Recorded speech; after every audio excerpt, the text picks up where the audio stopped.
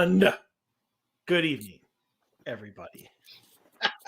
Welcome to episode 46, the Odyssey Hour. We are your hosts, the Odyssey Paranormal Society team, and Sam. Say that 10 times fast. Sam. I'm not even going to try. Sam, obviously, not I was going to say not allowed to be here. Not able to be here tonight. Perfectly allowed to be, but isn't. But anyway, so how's everybody doing tonight? Good. Mm-hmm. Enjoying the chilly weather. Finally feels like fall. It does. And it's windy too. It's so windy. It is really windy today. So, in fact, it's kind of what I thought today. So usually it can be windy, but it's windy maybe half the day or something like that from like dawn until now. Like it's just like a constant 20 mile an hour wind, cloudy and rainy. And today I think was the first day that I actually felt like fall, like we had made it to this point. So, which means in about another week and a half, it'll be 90 and sunny again. So, okay. Or there'll be snow. Or there will be snow. I hope there's not snow. That would be terrible. But the good part about it is, since well, only for Lauren and I, since we have an office now, and we don't actually have to go into it if we don't want to. So work from home if we have to, if the roads are too dangerous. So good for us. Must be nice. You know what? Yep. Yeah, it is. It is very much so. You should join us one of these days. Don't know what you would do, but I guess moral support. Yeah. If I get paid for that, sure. There you go. Well, of course, I would never have any of you come and like do work and not get paid for your work. So don't have to worry about that. So, something here tonight we're going to start with, that, we talk about you, Haley, and, your job, and I hope that's still going well. Yeah, it's going perfect. Good. Excellent. Perfect. That's all I needed here. Sam in his school, which I'm assuming is still going good. But there's somebody here, not me, not Scott, that does a little something on the side that I want her to tell everybody about, because I think it's important. So Lauren, have at it. Well, I have a lot of show and tell then. So if none of you know, I recently took up crocheting over the pandemic, and it's been very meditative for me. It's really nice. I enjoy it. I know it would frustrate the hell out of some people, but I love it, and it helps me relax. So I sell my things on my Etsy page, which is the Cozy Crystal Crochet. So feel free to check it out. I know Haley's ordered some stuff from it, and I think I have a scrunchie. Yeah, and I just added more colors. So we have scrunchies. We have a whole lot of things.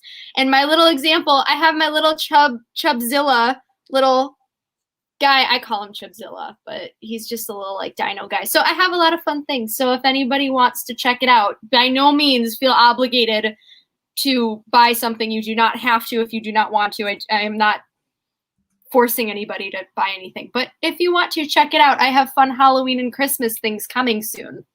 So if you're looking for handmade Christmas presents and you don't want to make them, I can make them for you.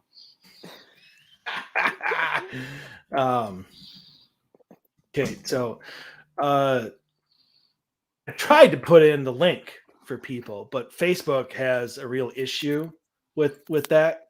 They think that if you put even if it's the person who's hosting it, like you put a link into the chat for Facebook, like it automatically deems it as spam.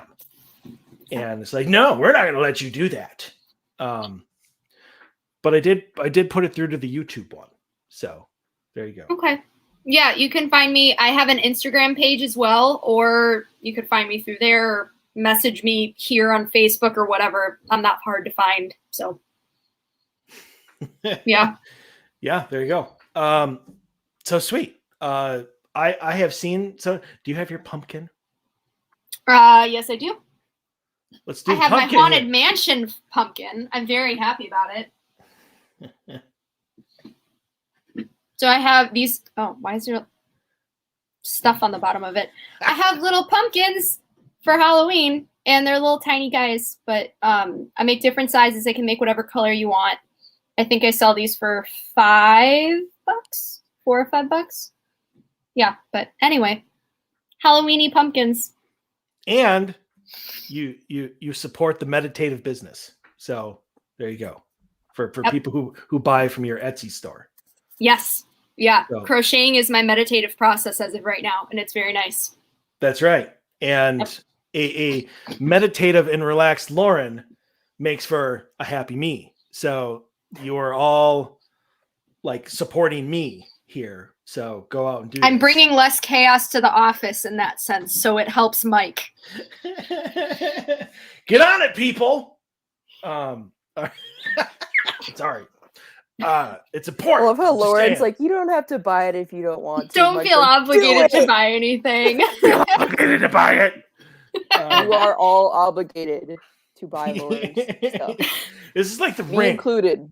Yeah, this is the ring. If you see the link, if you hear us talking about it, you have 5 days to live unless you buy something. Oh no. Whatever. They don't need to know they're safe, I swear my store is not cursed. isn't it? I don't think it is. Anyways, so yeah, whatever. Okay, so moving on. Who would like to go first tonight with their topic? I can. Well, Oh no, hold on. Scott? I know Would know you you like did to? it first, but Scott never chimes up. I want Scott. No, I agree. Scott, go. yeah, mine. Like I said before we started, is kind of tongue in cheek, but now I will tell you afterward who asked the question. But the question is: there are so many hauntings that are so similar. There's the grumpy old man ghost, the little girl or child ghost, the woman in white or black or bridal gown ghost.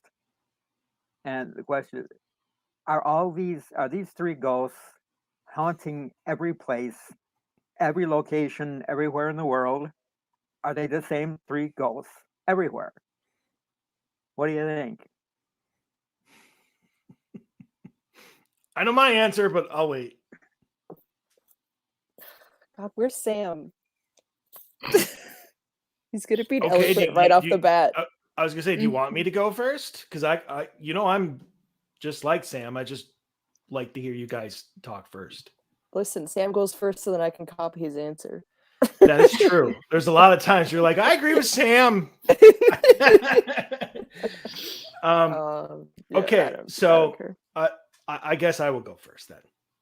I'll just try not to go too long, I guess, maybe. So, no, they're not the same three ghosts. I think that,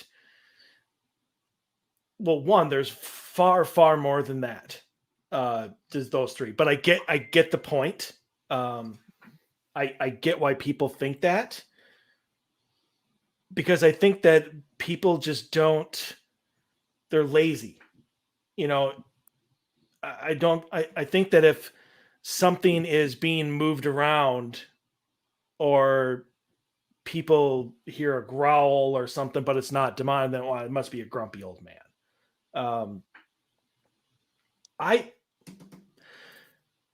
Saying like a woman, I agree with you. The woman in white gets told a lot. And I think that anytime they see any sort of female form and she's white, almost all partially manifested apparitions are either white or they're black. So to say that, oh my God, leave me alone, people. I'm sorry. My phone's over there. I'll get it here in a second. But so it's almost like saying every female spirit is a woman in white or a woman in black. and that's it. And that's not true.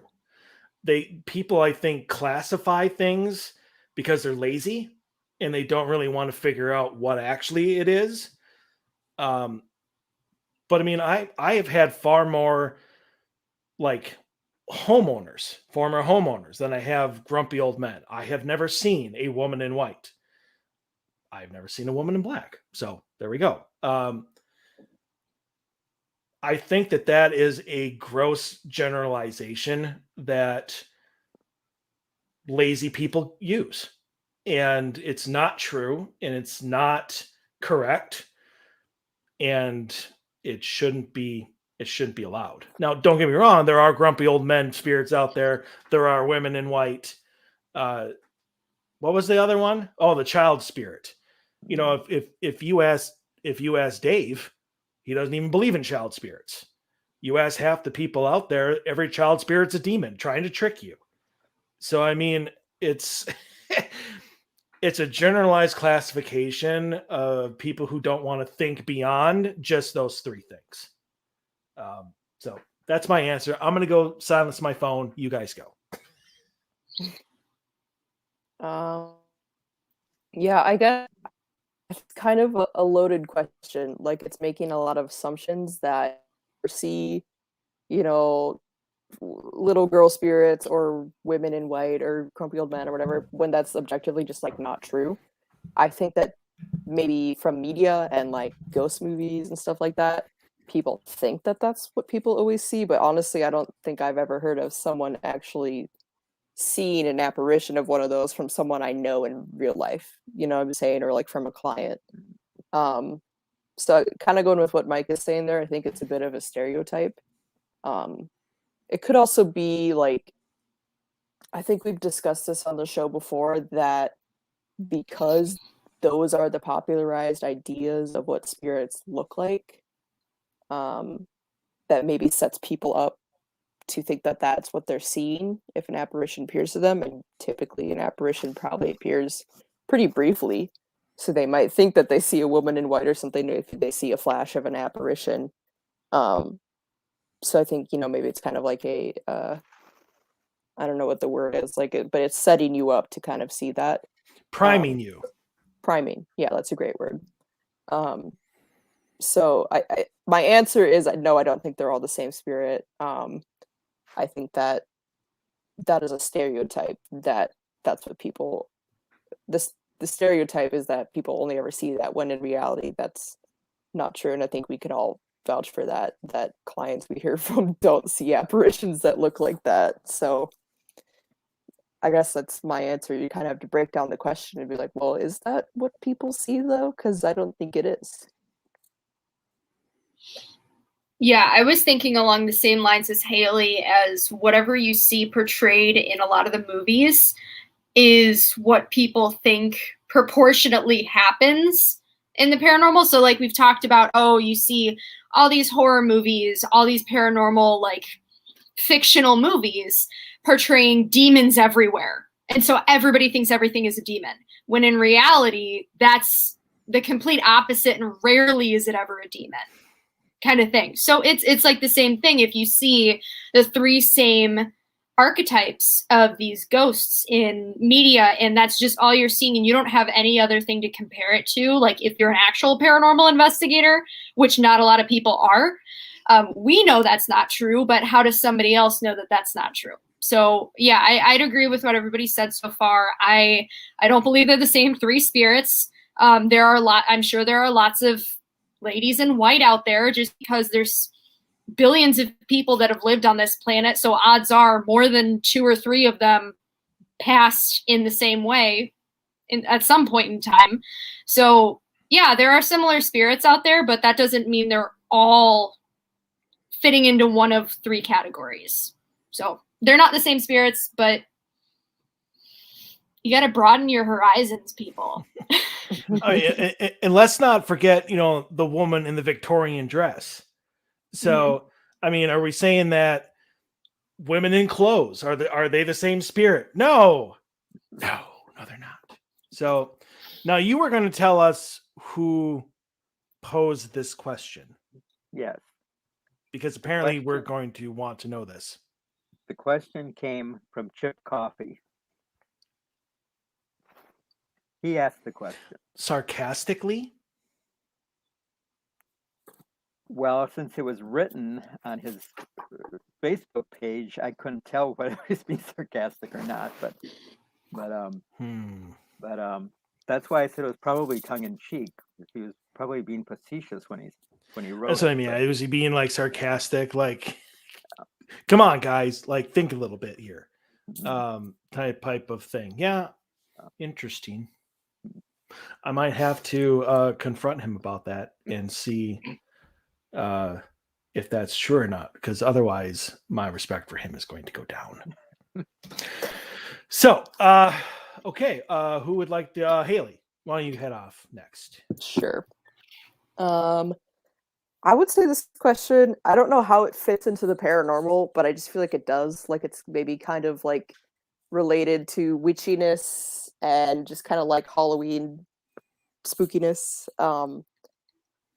Kind of. I don't know. I just want to ask the question. Are you guys superstitious at all? Do you have any little superstitions, the black cat or the ladder, or like not going through a yellow light or anything like that? Are you big believers in that kind of thing?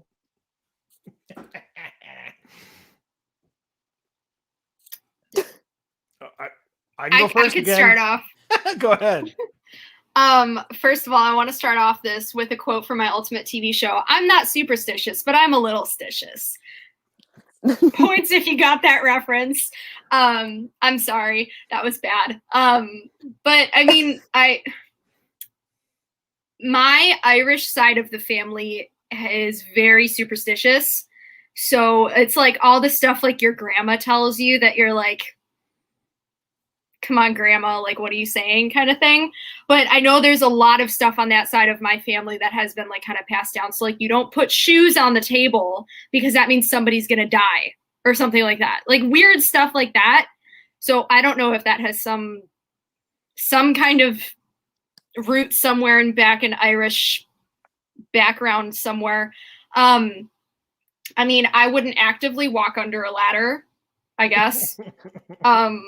So I guess I'm a little stitious, but not really. But yeah, I get how the question fits, Haley. I get that. Thank you. I just don't know how to word it, but it fits, right?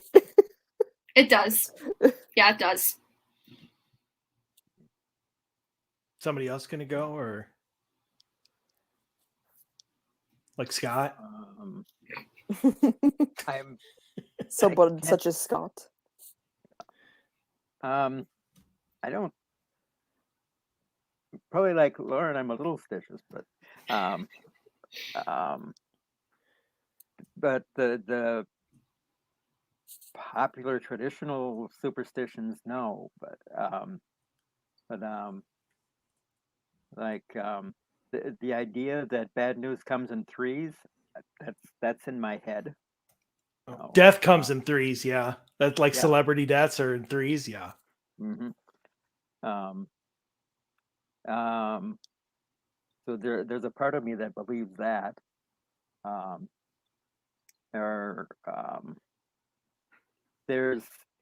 I've got this thing where numerology comes into play. That's kind of a superstition type thing, where I'm always adding together the numbers to see what it comes up to for the things I'm doing,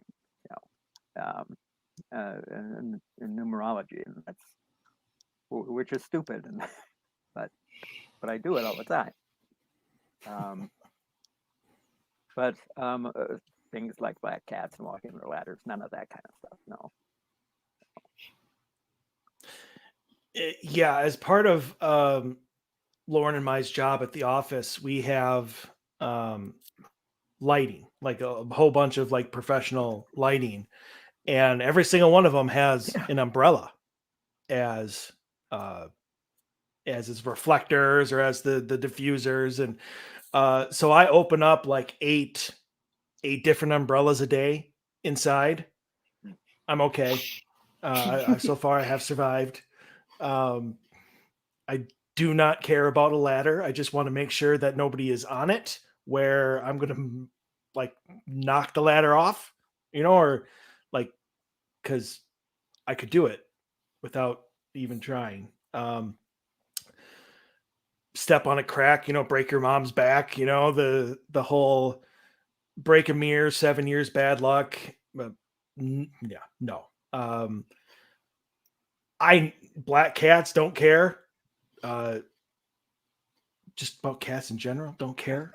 But so the thing about it, since you talked about the shoes on the table, now here's the thing that I found interesting is I can't remember if it was superstitions or like sayings, but Dave and I have done a show on like the backstory on some of these things, and so I just did a search for the shoes on the table.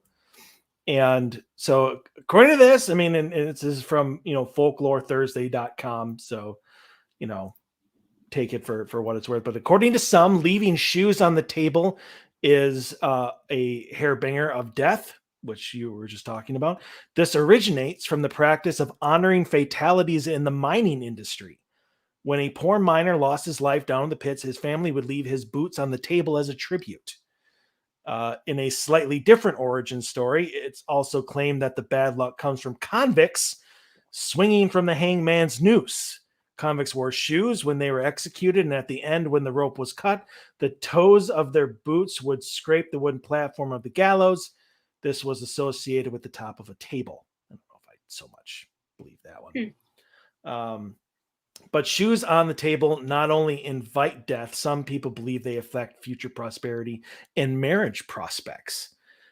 Invite a fight into the house or bring a storm of thunder and lightning. Well, now I need to put my damn shoes on the table.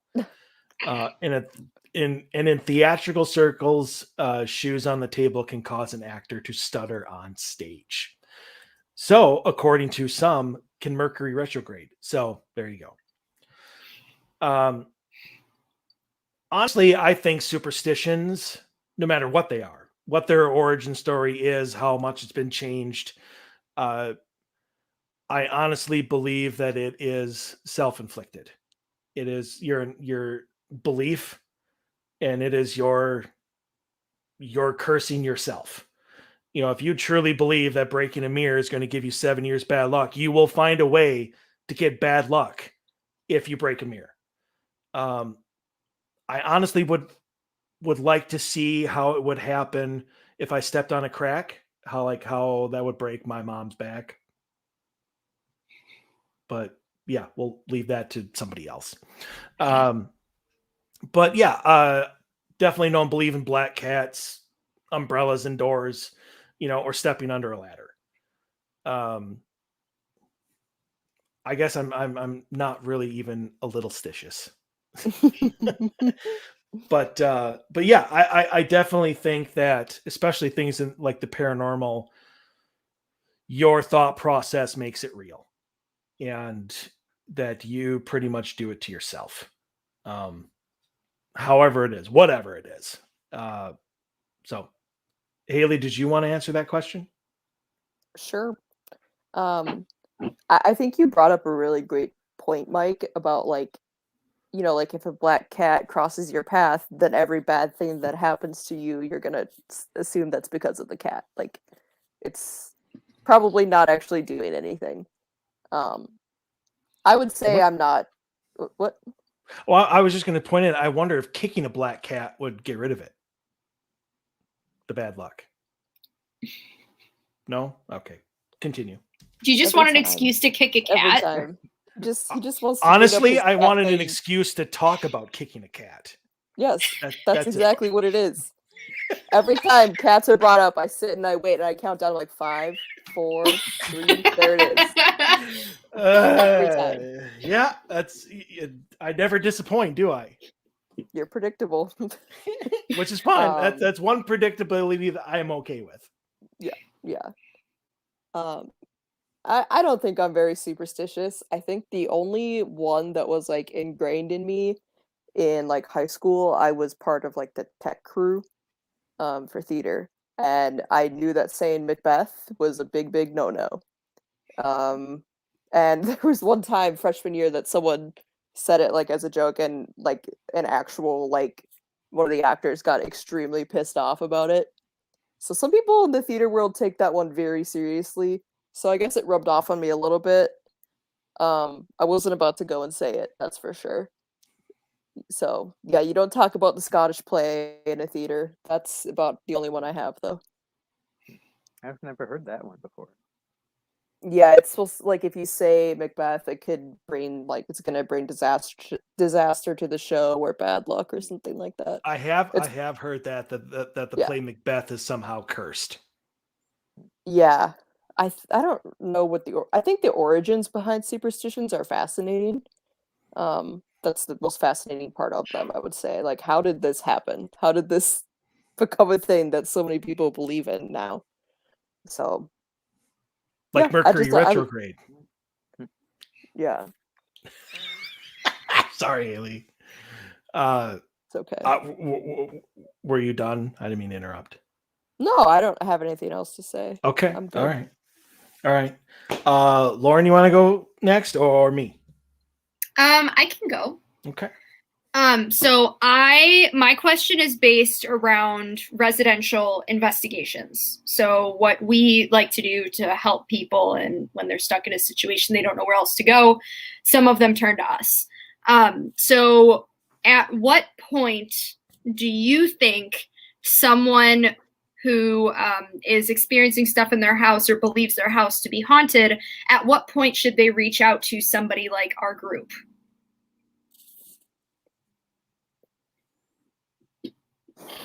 Okay, I'll go. I'm so used to Sam, like you said, you're chiming in. He But just since has he's an not, answer. well, he's more quicker with it. You know, I think you guys like to think about what your answers will be, and meanwhile he's talking. And Yeah. since he's not here, I guess I'll take over that role. At what point should they reach out to us? When they want answers.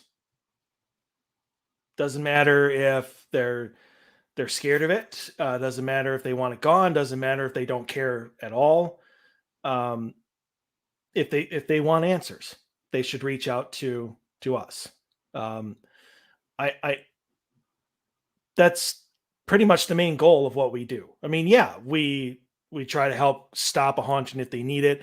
We try to find the answers that people are looking for. What is going on? But we can't do anything unless the client wants something from us. Like we can help them in some way.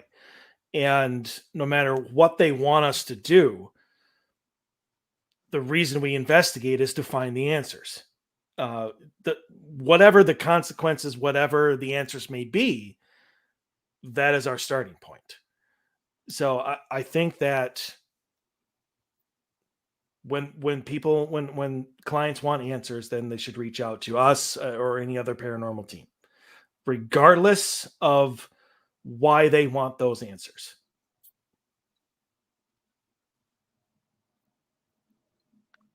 Okay, nobody is everyone just going to be like, I agree with Mike. I'm trying to think if I have anything to add. I think, yeah, I think when you want answers, that's obviously a good spot to reach out, or a good time to reach out. I think when they want to reach out really is just entirely up to like the patient, like, or the patient, the I was going to say, no. I'm sorry, my brain was somewhere else. Not the patient. Client. The client. Thank you. The client. I guess what I thought of is it's similar to like if someone's struggling with mental health and they kind of have to decide when they want to reach out. Like, if it's starting to. Honestly, but that's not something that they should reach out to us for. Like if they're looking for mental health help. No, that's not what I was suggesting. I was trying to make like a metaphor. Oh, I'm sorry. Okay, go ahead. My metaphor's been ruined. Well, that's going around. it's no different than like if someone is struggling with mental health, they have to kind of decide at one point, is this, decreasing my quality of life? And at what point do I need to reach out? Like that similar kind of thing. Obviously, I think if you're going to reach out, you should have some sort of claims. Like, don't reach out and say, I think my house is haunted. And we say, well, why do you think that? And you're just like, I don't know, I just think that. You should probably have some claims. But I think if you got claims, anytime really is a good time to reach out. When you decide you need answers, and we'll do it for free. Thank you for throwing that in there. Scott, Lauren, anything to add? No, I like what the Haley was saying, that when it starts to be a detriment to your lifestyle and affecting your life for the worse, then then it's time to ask for help. Okay. Yeah, I would agree with everybody else. Wonderful. Yep. Okay. Well, that was a quick one. All right, so we're gonna do mine. All right, I'm interested to hear what you guys think of this. All right, so you guys all know how much I despise Ouija boards, and what my reaction is anytime, especially on our show, when we have some sort of question or story that involves a Ouija board, whether we have a case that involves a Ouija board, whether we see a video on YouTube that involves a Ouija board. But we all know they get used. They get used in hotels, they get used in seances, they get used in private homes, they get used in haunted mansions, whatever. They get used all over the place. What do you think would happen, if anything, if somebody tried to use a Ouija board on a plane?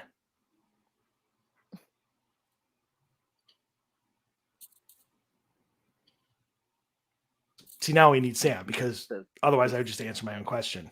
Ouija board. The same thing that would happen anywhere else. It's not like the pilot's instrument board is going to go blank and the plane is going to crash. I mean, that could qualify as a superstition there, but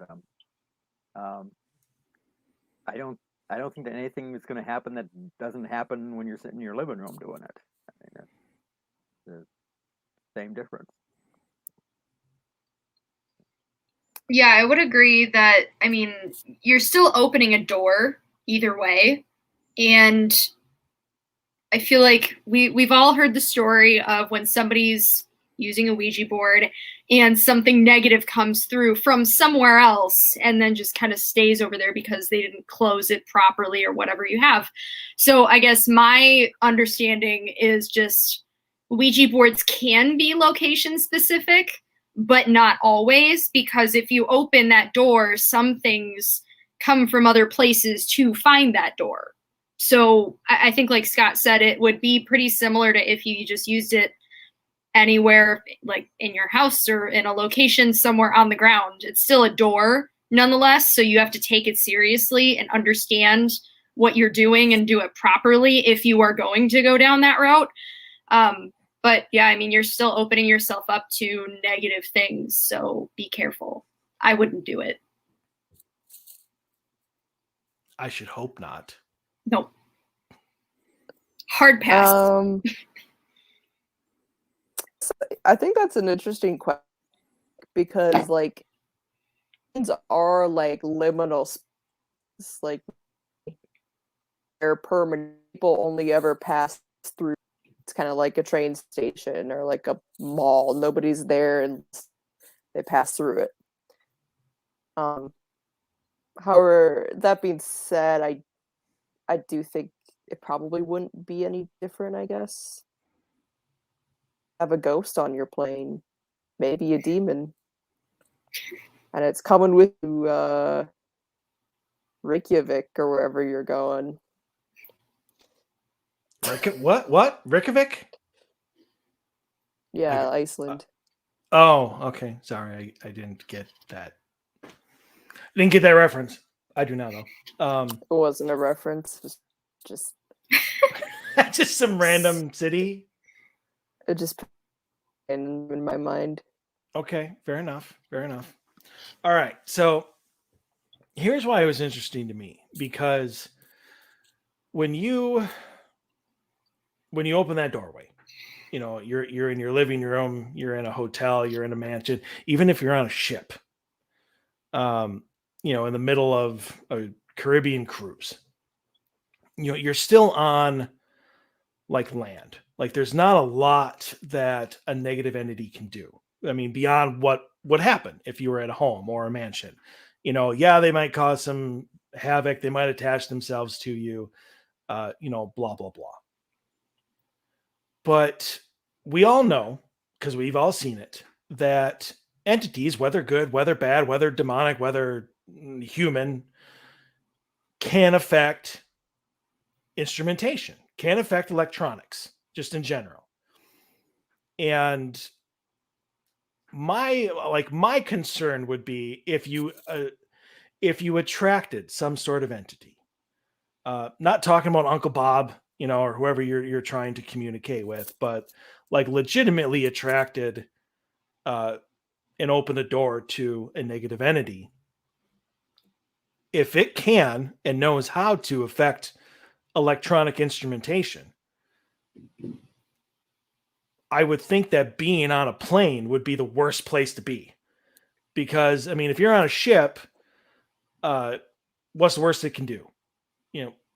Shut down the speaker system and turn off the engines. Whoop-de-doo, you get rescued. It's not going to do anything. There's no instrumentation that tips the ship over. Same in a home, same anywhere. It can do whatever it wants, but it's not really going to affect anybody because we can leave. If it somehow shuts down, as you said, Scott, the pilot instrument panel, if it decides to turn off like the navigation system or shut down a jet engine, there's not a lot you can do. And down you go. I don't know if that would ever happen. It would have to be a very specific type of entity. Like it would have to be somebody powerful and that would know what it was doing. I just hope nobody's dumb enough to attempt it. And if somebody is listening to this and like wants to, it was all Lauren's idea. No. Don't deny it. It's all your I idea. am. No, it wasn't. No, that's fine. You can deny it all you want, but we all know the truth here. So. I think you're misinformed about that, sir. Nope. I was the one doing the informing, so can't misinform myself about what I just informed people. So, I'm very confused. there you go. It's all right. Well, maybe some of those ships out there that the people disappeared and the ships kept going, maybe they were using a Ouija board and they got sucked in. We'll never know. It created a black hole.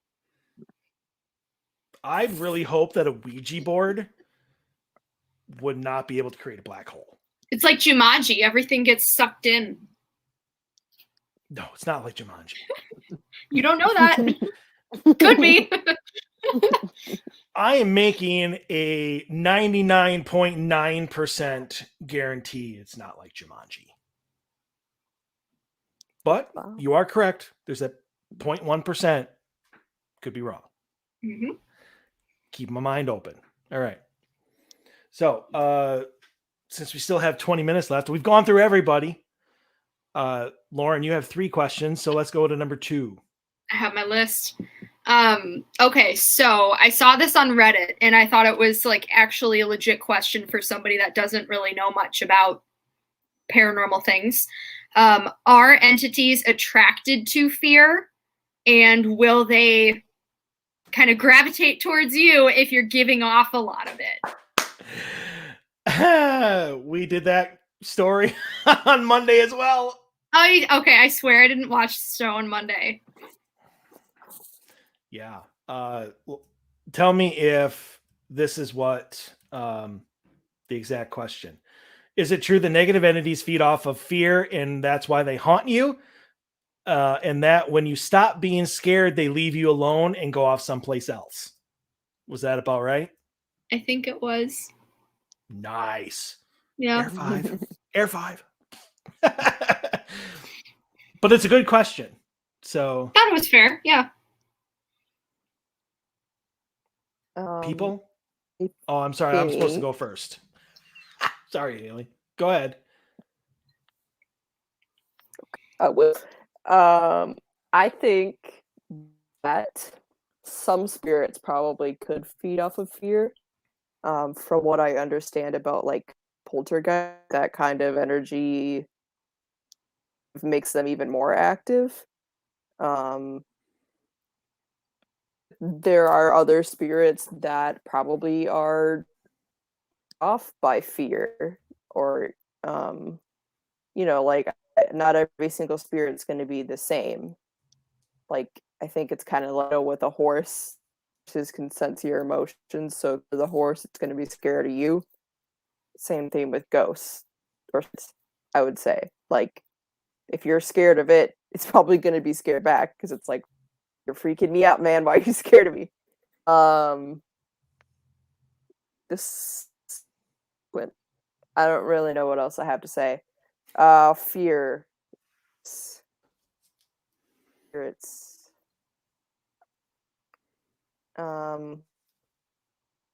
Yeah, I think some of it, some of them don't. I think it really depends. Yeah. Okay. That's fair. Scott?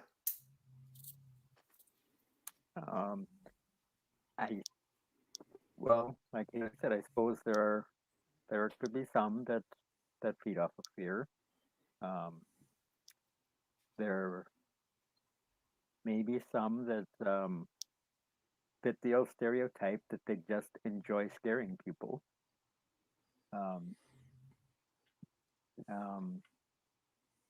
That they're just mischievous and it's fun for them to scare people, I guess. I kind of think that of that as the Zach Bagans type ghost. But, You mean made up? yeah. Well,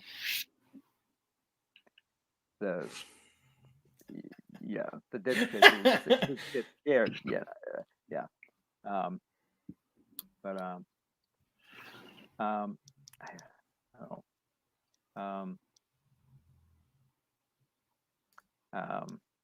I don't know what else to say. I don't know. No, that's fair. That's fine. All right. I had a little bit to say here. So, is it true that negative entities feed off of fear and that's why they haunt you? It is true that negative entities feed off of fear. Absolutely. Is that why they haunt you? No. They're attracted to you for whatever reason. Either you have a mental health issue, you're a recovering alcoholic, or you are an alcoholic, you're a drug abuser, you have some sort of, I don't want to say inconsistency, but you have something in your life that makes you an easy target to feed off of, to scare. That is though why they stay, why they continue to do so. And that is because you are giving them their food. You're giving them what they need, and that is your energy. And we all know that, and it's not just fear, anger, hatred, any sort of very, very intense emotion that we would, normally consider to be negative. Anything that they can stoke in you, they're going to do so. If you hate your neighbor, they will try and manipulate you to hate them even more, to the point of like blind red, homicidal rage. They try to do that to you. if you have a drinking problem, like depression, and that's why you drink a lot, they will try to make it worse, because the more they can do that, the more energy they can suck in and the more they can manipulate you. Now, when you stop being scared, they leave you alone and go off someplace else. Not necessarily, because just because you're not scared anymore, that doesn't mean that they don't have more tricks up their sleeve. If all they're doing to you is, let's just say, footsteps and slamming a door, and that freaks you out because you don't know what the hell is going on and you're scared. Well, then 2 weeks of that, 3 weeks of that, you're like, well, nothing's happened to me. Why am I scared? You get over it. Well, then they step up their game. Then it becomes throwing things off shelves. It becomes moving things right in front of you. It becomes pushing. It becomes shoving. It becomes scratches. They up their game in order to get what they want. I think the only way, and this is kind of like the whole bully thing, if I just ignore him, he'll go away. No, he just punches harder most of the time until he hurts his fist. Then he might go away. Or he finds a more tempting target.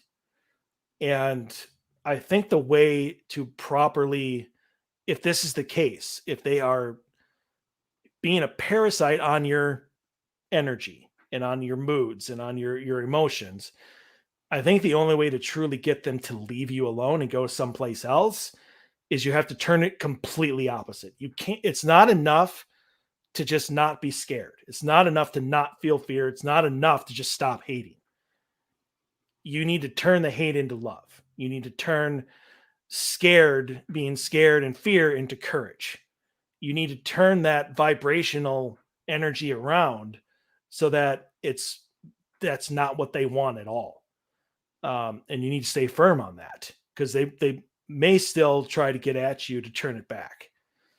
The sad thing is that once you do that and they leave, that probably means that now some other person is now the victim of what they are doing. But, for you'll be fine. So yeah, that was my answer on Monday and in here as well. So, look at that, Lauren, you're like getting half the show. You don't even have to listen to it anymore. I mean, I like listening to it. I like hearing y'all's answers. But yeah, so I mean, what do you guys think of like that answer? I mean, do you guys agree with that? Do you think it's not that simple? Or, I mean, I like what you said about having to use kind of like the opposite emotions to sort of to give that spirit a different sort of energy to feed off of, which will either, hopefully if it's a negative spirit, get it to go away, or maybe transform it into more of a positive spirit. It's kind of about what environment they're in might reflect the way that they act towards you. So if they're in a more loving environment, maybe they're not going to like flip your shit over all the time, So yeah. Just to further that point, because it's something, just came to mind, and that is, I mean, look at what we do in our investigations. I'm not the Jurassic only one. Park.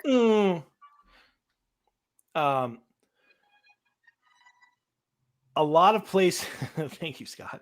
A lot of places that we have gone, whether they're historical locations or whether they're a private residence, if they have some sort of negative connotation to it, what do? We play Amazing Grace. We say the Lord's Prayer. We try to change the energy away from what they want it to be. And yeah, that pisses them the hell off. But that's the whole point, is to make it so they no longer want to be there and they no longer want to do what they're doing. And then we end it with a cleansing, which is still, again, sage and, blessings and everything to try and change the energy of the house to be positive.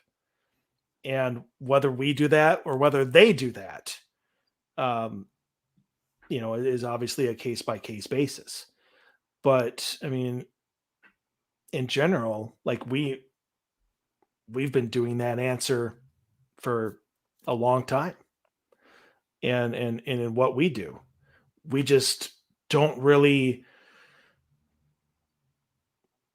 like, that's not our mentality. We're like, let's bring these people some hope, these spirits some hope. Let's bring some light into this place. It's not so much to drive anything away, is just to change the energy in the place. So, but I mean, that is in essence what this question is asking. And so, yeah, I mean, we've been doing it for a long time. Yeah, I mean that's always what we like to do at like residences, right? Is like we try to see if Jurassic Park is still here. Okay. Try to see if we can, basically create like a compromise and be like, are you guys okay with sharing this space together and living in harmony? And that's what we try to sort of push for. And I'd say 9 times out of 10 for us, it has worked. So I would say that you bring up a pretty good point there, Mike, about having to introduce a different energy. Sweet. All right, we got time for your third one, Lauren. There you go. Okay. So if you could sit down with somebody who has passed on and has become a ghost at some point in their afterlife, and you could get one question answered, what would it be and why? I hate this stupid question. No, I'm just kidding. You're it. I know it's restrictive. It's too much thinking. There's a lot of dead people. There's a lot of dead people. I'm kidding, Lauren. I didn't mean that to be an insult. That's a good question. Okay. I'm glad you think so. Yeah. Scott, you want to go? No. Okay. Okay. Hold on. I have a detailed question here, a context question. Do they have to have been alive at some point? No. Okay. Well then. What? You gonna ask a demon a question, Mike? No. I don't get it. Who hasn't been alive? Is this a fictional character? No. Well, I guess it depends on who you ask. I would like to ask God, if I can. Can I? Yeah. Is he the person I can sit down with? You can sit down with whoever you want. Technically, Jesus was alive. So yeah. Okay, let's do Jesus then, since he's considered God sometimes anyway. Okay. I would like to ask him, her, whatever, it, what is the end game? Like, what is the goal of everything? Lifetime after lifetime after lifetime is spent building to something. Just because it's going beyond this lifetime for us doesn't mean that it's not known or that it's still not building. Every single one of us is a part of it. And whether people want to realize it, whether people want to get expansive enough, doesn't matter whether it's us here on this live or people over in China and Thailand and North Korea. All of us are a part of it. We're all going towards something. I would like to know what it is. And that's why. I think I would be more than happy to play my part. Because we all have things that we don't like. Things we would love to have changed. Or love to have been different. And people are constantly asking the question of why. Why was it like this? Why did it have to be like that? Why did this person have to die? Why did this child have to die? Why did there have to be a hurricane that killed 3,000 people? You know, why? And I would be more than happy to play my part in whatever it seems to be, suffering or happiness. If I knew that the end goal was, if I knew what the end goal was. Damn, Thank you. it's a big deep question. Well, she did say I only had one question. So Yeah, no, she didn't. but I mean, honestly, like that, I think for me, knowing that one answer would get rid of all other questions. Why even ask it when you know that this is why it happened? And whatever, you know, end goal Z is, whatever happened down here at B, C, and D had to happen that way. So what other question is there? For me, that's just me. So if I had two questions, I'm sure, I mean, I'd love to ask my mom a question or two. But I only got one. So let's go big. Go big or go home. Did I like just stop? Did I like just stop everybody or what? I just don't know what I would ask. Well, who would you ask? I think I'd like to talk to Robin Williams. It's a good call. I just don't know what I'd ask him though. But I know I would yeah. ask him, but that's just me. What would you ask him? As sad as it is, and maybe, you know, and obviously it's none of my business, but I guess and I know people's answers are sometimes it's just that's the only way that it can happen, or that's the only way that they know how to do things. But I would like to ask him what went on where he felt suicide was the only way out. You know, and if he felt, if I can I have like a comma and Sure. question? For Robin Williams, yes, you can. Okay, I appreciate that. You're the moderator for this question, so I'm going to ask you. And did he feel like there was no other way? I mean, did people just miss it? Could something have been done to actually prevent it? That's what I would ask him. Yeah, This I is mean, a really I feel like sad question for me, Lauren. Sorry, I'm sorry. I didn't mean it to be. I'm sorry. You took it there. It's not my fault. I know. Yeah, I think like that is, I mean, I don't know what else I would ask. You'd have to ask something like, you know, was there something more that you needed or that was missing or that could have been done, you know, so that something like that never has to happen again. I mean, in an ideal world, it would never happen again, but what more can we do for people who feel the way you felt? You know, if there is anything. And also, he's like just an amazing person, it sounds like, so I'd love to talk to him. Still, that's one that still hurts, and it's been 7 years or however long, which is crazy. But yeah. Scott?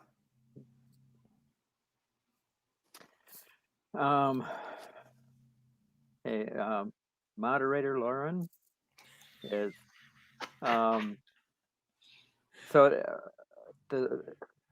we sit down with. Did you say it has to be someone who has died, or someone not living right now? So if they didn't, like, I guess they don't have to have been alive at any point, but they're not alive now. Okay. Interpret that how you will.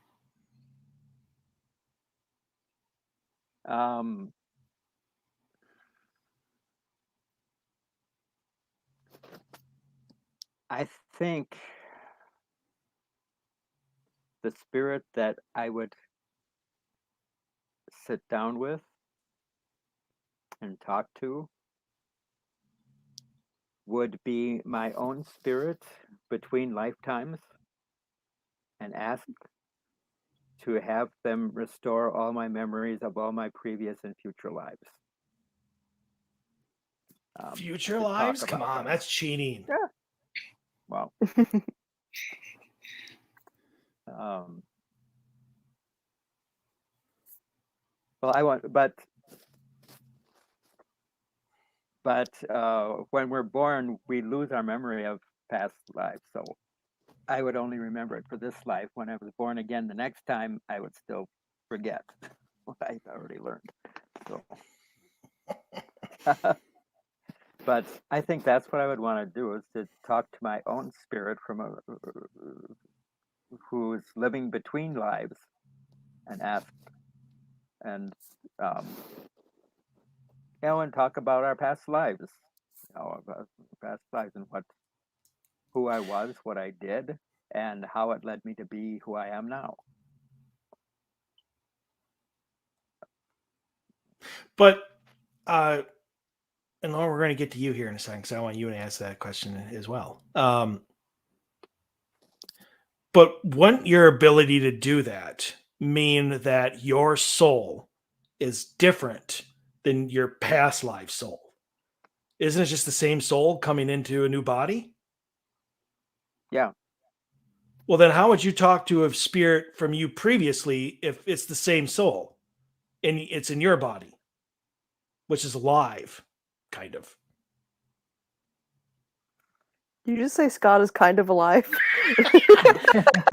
I just wanted to see the reaction and got nothing. So either you all missed it or you're like, yeah, that makes sense.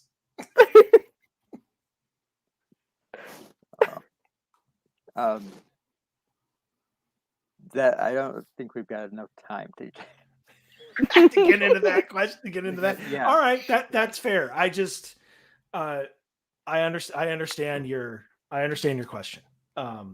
So my apologies, did not mean to throw shade at it. So all right. Is that your answer? Yeah. Okay. Lauren, how about you? I want to speak to somebody that has disappeared in the Bermuda Triangle and figure out what really happened. But that's just me being kind of selfish and not like asking for the meaning of life like Mike, but I want to know like mysteries like that. I'd like to know what happened. That's a great answer. Like what really happened in the Bermuda Triangle. Yeah. Because how else are we going to figure it out? At this point, nobody else has figured it out. We investigate it. I would like to talk to one of the watchmen on the Titanic and ask them how the hell they missed the iceberg. They did. All right, here's a. Well, I mean, missed seeing it. Let me rephrase. Missed seeing it. To bring back Mike's question from earlier, what happens if you break out a Ouija board in the Bermuda Triangle? All hell will break loose. It would definitely be interesting. So just, I guess, really quick, since we actually got a question in the chat, which never happens. Have you ever tried a past life regression, Scott? Pam would like to know. Yes.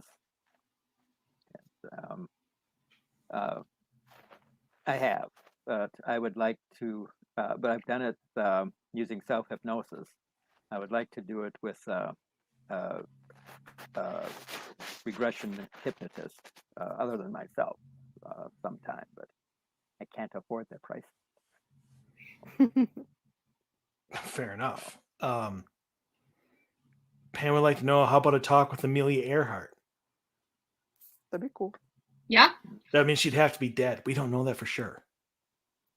She Like could still still be all right. She could still be all right. Amelia Earhart is Bigfoot. This whole time. Well, she hasn't been able to shave this entire time, so maybe. Yeah. And she grew a few feet while she's at it. Maybe she's on stilts. You never know. Anyways, all right. Well, that's going to do it for us here tonight. Great conversation, though, guys. Haley, I'm so sorry that I interrupted you as many times as I did.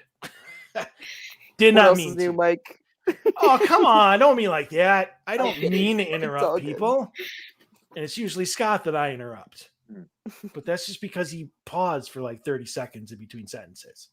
It's all So good. it's hard to know. No hard feelings. Okay.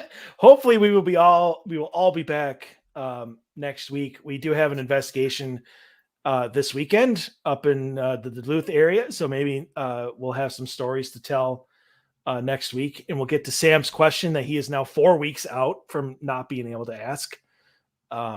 Looking forward to it. So join us here next week for another edition of the Odyssey Hour. And I hope to have an updated opening theme now that I have the pieces that I need. So all right. Everybody stay healthy, stay safe. Want to see you back here next week. Have a wonderful evening.